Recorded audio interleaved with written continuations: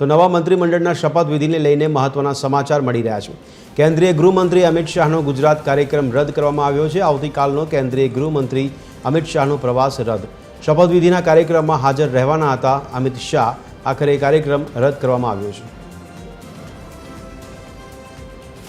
તો સંગઠન મહામંત્રી રત્નાકર, રાષ્ટ્રીય મહામંત્રી સુનિલ બંसल સાથે બેઠક યોજાઈ હતી।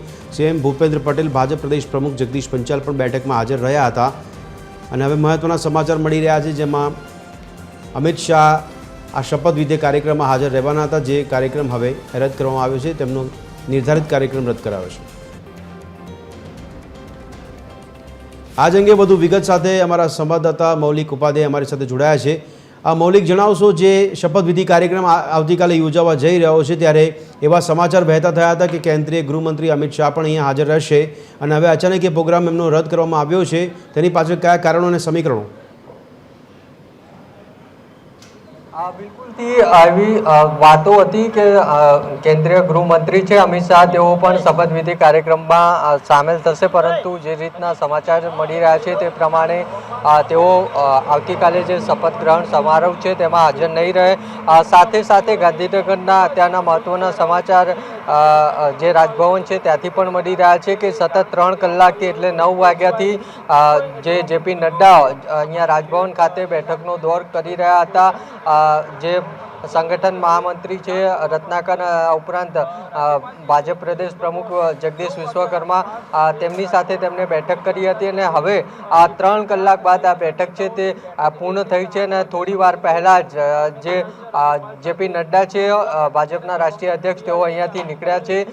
જે રીતે રાજ્યપાલ છે તેમને લિસ્ટ સોંપવાનું હતું જે નવા મંત્રીમંડળમાં સ્થાન લેનાર મંત્રીઓ છે તેમનું, પરંતુ જે માહિતી મળી છે તે પ્રમાણે જે મુખ્યમંત્રી છે તેમની મુલાકાત રાજ્યપાલ સાથે થઈ શકી નથી, એટલે સંભવતઃ આવતીકાલ સવારે તેઓ મુખ્યમંત્રી છે તે રાજ્યપાલ સાથે મુલાકાત કરશે અને જે મંત્રીમંડળના નામો છે તે રાજ્યપાલને સોંપશે, અને આ ઉપરાંત જે મંત્રીઓના રાજીનામા લેવાય છે તેની પણ જાણ રાજ્યપાલને કરવામાં આવશે। પરંતુ અત્યારના સૌથી મોટા સમાચાર એ છે કે રાજભવન ખાતેની બેઠક છે તે અત્યારે પૂર્ણ થઈ છે। જી, જે બેઠક થઈ હતી, બેઠકમાં કયા કયા મહત્વના મુદ્દા રહ્યા હતા, અને સાથે બેઠક પૂર્ણ થયા બાદ હવે રાજકીય હલચલ ગાંધીનગરમાં શું જોવા મળી રહી છે?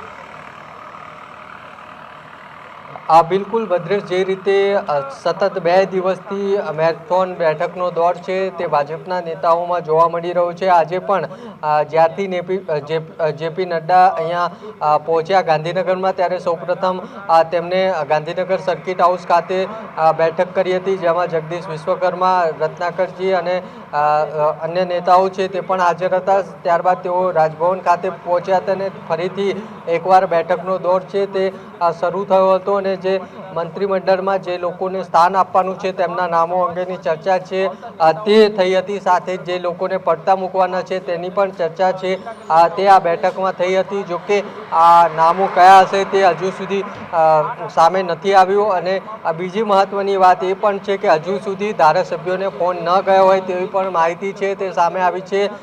જે રીતે અત્યાર સુધી લગભગ મોટા ભાગના ધારાસભ્યોને ફોન નથી ગયા તેવી પણ માહિતી છે તે સામે આવી છે। જે મંત્રીમંડળના સંભવિત નામો છે, જેમના નામો ચર્ચાઈ રહ્યા છે, તેમને ફોન નથી ગયા તેવી પણ સમાચાર છે તે સામે આવ્યા છે। એટલે અત્યાર સુધી જે બેઠકનો દોર શરૂ હતો તેમાં ખાસ કરીને મંત્રીમંડળમાં કયા નામોને સમાવેશ કરવો, કયા સમીકરણોને ધ્યાનમાં રાખવા, તમામ બાબતે ચર્ચા છે તે ભાજપના શીર્ષ નેતૃત્વ છે તેમની વચ્ચે થઈ છે। જી, મૌલિક, જે નામોની ચર્ચા કરવામાં આવી છે એ માહિતી નથી સામે આવી રહી, પરંતુ આપને એવી કોઈ માહિતી મળી રહી છે કેટલા નામો પસંદગી પામ્યા હશે, અને એ નામોની યાદી હવે ક્યારે આપવામાં આવશે? બિલકુલ ભદ્રેશ, જો આપણે નામો પર જોઈએ તો ચોક્કસથી મંત્રીમંડળમાં 20 થી 25 નામો છે તે હશે, અને 20 થી 25 મંત્રીમંડળનું ના જે સભ્યો છે તે હશે। ખાસ જે જૂના માફ કરશો મંત્રીઓની વાત કરીએ તો લગભગ 4 થી 6 જેટલા મંત્રીઓ છે તે રિપીટ કરવામાં આવી શકે છે તેવી પણ માહિતી છે તે સામે આવી છે કે 4 થી 6 જેટલા જે મંત્રીઓ છે તેને રિપીટ કરવામાં આવશે। સાથે જ કેટલાક નવા ચહેરાઓ છે તેમને પણ સ્થાન આપવામાં આવશે અને ટોટલ જે મંત્રીમંડળનું જે ગઠન છે તેમાં 20 થી 24 જેટલા મંત્રીમંડળ હશે. અત્યાર સુધીની વાત કરીએ તો અત્યારે 17 સભ્યોનું મંત્રીમંડળ હતું, જેમાં મુખ્યમંત્રી સહિત 17 લોકો થતા હતા. તેમાંથી 16 જેટલા જે મંત્રીમંડળના સભ્યો હતા તેમને રાજીનામા આજે આપી દીધા છે. ત્યારે જે નવું મંત્રીમંડળ હશે તેનું કદ મોટું હશે તેવી પણ માહિતી છે તે સામે આવી રહી છે અને ચોક્કસથી તેનું કદ છે 20 થી 25 સભ્યોનું કદ છે તે રહેશે તેવી પણ સમાચાર મળી રહ્યા છે. જી મૌલિક, નવા નામોની જે પસંદગી કરવામાં આવી છે એમને હવે સંપર્ક ક્યારે કરવામાં આવશે? એમને કોઈ આદેશ ક્યારે આપવામાં આવશે? કોઈ આપે કીધું ફોન કોલ કરવામાં નથી આવ્યા, તો શું હજી મોડી રાત સુધીમાં એમને જાણ કરવામાં આવશે કે કેમ આવતીકાલે જો શપથવિધિ કાર્યક્રમ યોજાય તો? બિલકુલ ભદ્રેશ, ભાજપની જે થિયરી રહી છે કે મોટા ભાગના આવી જ્યારે હોય મંત્રીઓના નામ જાહેર કરવાનો હોય ત્યારે મોડી રાત્રે ફોન છે તે ભાજપના નેતાઓને જતા હોય છે, જેમના નામ મંત્રીમંડળમાં પસંદ થતા હોય છે તેમને. ત્યારે હજુ સુધી ભાજપના જે મંત્રીમંડળના સંભવિત નામો છે જેની ચર્ચા ભાજપમાં થઈ રહી છે તેવા લોકોને હજુ સુધી ફોન નથી ગયા. ત્યારે મોડી રાત્રે ફોન છે તેમને જઈ શકે છે અને સવારે 7 થી 8 વાગ્યા પહેલાં અને મોડી રાત દરમિયાન ગમે તે સમયે ફોન છે તે જઈ શકે છે, કારણ કે સવારે આ તમામ લોકો છે તે શપથ ગ્રહણ સમારંભમાં હાજર રહેવાના છે. એટલે તેમને સવારે 7 થી 8 વાગ્યા પહેલાં જાણ કરી દેવામાં આવશે અને મોડી રાત્રે પણ જાણ કરવામાં આવે તેવી શક્યતા પૂરી છે. જી બિલકુલ મૌલિક, અમારા સાથે જોડાઈ રહેજો. અત્યારે એક મહત્વના સમાચાર મળી રહ્યા છે, જેમાં અમિત શાહને લઈને આ મહત્વના સમાચાર છે, જેમાં તેઓ નવા મંત્રીમંડળના શપથવિધિ લઈને આ મહત્વના સમાચાર મળી રહ્યા છે કે જે કાર્યક્રમમાં અમિત શાહ હાજરી આપવાના હતા. કેન્દ્રીય ગૃહમંત્રી અમિત શાહનો ગુજરાત કાર્યક્રમ રદ કરવામાં આવ્યો છે. ગુજરાતનો પ્રવાસ તેમનો રદ કરવામાં આવ્યો છે. આવતીકાલે ગૃહમંત્રી અમિત શાહનો પ્રવાસ રદ હોવાથી તેઓ અહીં હાજર નહીં થાય. શપથવિધિના કાર્યક્રમમાં હાજર રહેવાના હતા, પરંતુ હવે પ્રવાસ રદ કરવામાં આવ્યો છે, એટલે કે આવતીકાલે શપથવિધિ કાર્યક્રમમાં તેઓ હાજર નહીં રહે તેવા સમાચાર મળી રહ્યા છે. મૌલિક અમારી સાથે જોડાયેલા છે. મૌલિક, જણાવશો, અમિત શાહ આવતીકાલે ગુજરાત આવવાના હતા, ગુજરાત પ્રવાસ તેમનો રદ કરવામાં આવ્યો છે, તેની પાછળ કોઈ મહત્વનું પરિબળ જોવા મળી રહ્યું છે? કારણ કે જેપી નડ્ડાની હાજરી જોવા મળી રહી છે અને કહેવાતું હતું કે અમિત શાહ પણ પોતે હાજરી આપવાના હતા, પણ આખરે એ પ્રવાસ રદ અને તેઓ સાથે સાથે બનાસ ડેરીની મુલાકાતમાં પણ જવાના હતા. તો શું એ કાર્યક્રમ હવે રદ કરવામાં આવ્યો છે? તો કોઈ પરિબળ સામે આવી રહ્યું છે?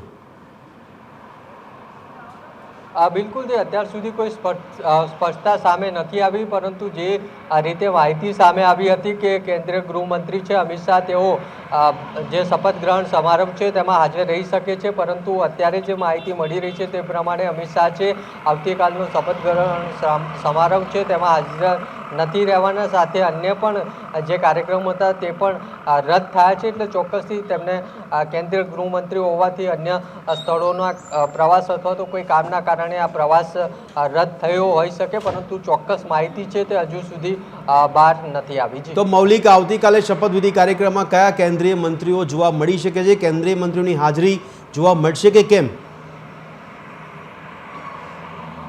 બિલકુલ, ભાજપના રાષ્ટ્રીય અધ્યક્ષ જેપી નડ્ડા ખુદ અહીંયા છે, સાથે જ રત્નાકરજી છે, સાથે સાથે ભાજપના અનેક કેન્દ્રીય મંત્રીઓ પણ જોવા મળી શકે છે. સવારે છે તે ભાજપ દ્વારા જે નામો છે તે જાહેર કરવામાં આવશે અને કેન્દ્રીય મંત્રીઓને ઇન્વિટેશન હજુ સુધી આપ્યા હોય તેવી માહિતી છે તે નથી મળી રહી, પરંતુ સવારે ચોક્કસથી તે સ્પષ્ટ થઈ શકશે કે કયા કયા કેન્દ્રીય મંત્રીઓ છે તેમને ઇન્વિટેશન આપવામાં આવ્યા છે કે કેમ. પરંતુ અત્યારે મેં કહ્યું તેમ જેપી નડ્ડા જે ભાજપના રાષ્ટ્રીય અધ્યક્ષ ખુદ અહીંયા હાજર છે અને આ સમગ્ર જે મંત્રીમંડળનું લિસ્ટ છે તેના પર ચાપથી નજર રાખી રહ્યા છે અને તમામ જે સમીકરણો છે તેને પણ ધ્યાનમાં લઈ રહ્યા છે અને અત્યારે તેઓ તમામ આ જે મંત્રીમંડળ નક્કી કરવાનું કામ છે તે તેમના માથે સોંપાયું હોય તે પ્રકારની સ્થિતિ છે તે જોવા મળી રહી છે. મૌલિક, આપ સર્કિટ હાઉસ ખાતે ઉપસ્થિત છો, બેઠક પૂર્ણ થઈ ચૂકી છે, ત્યારે હાલની સ્થિતિ સર્કિટ હાઉસ ખાતે શું જોવા મળી રહી છે? છેલ્લી અપડેટ આપની પાસે.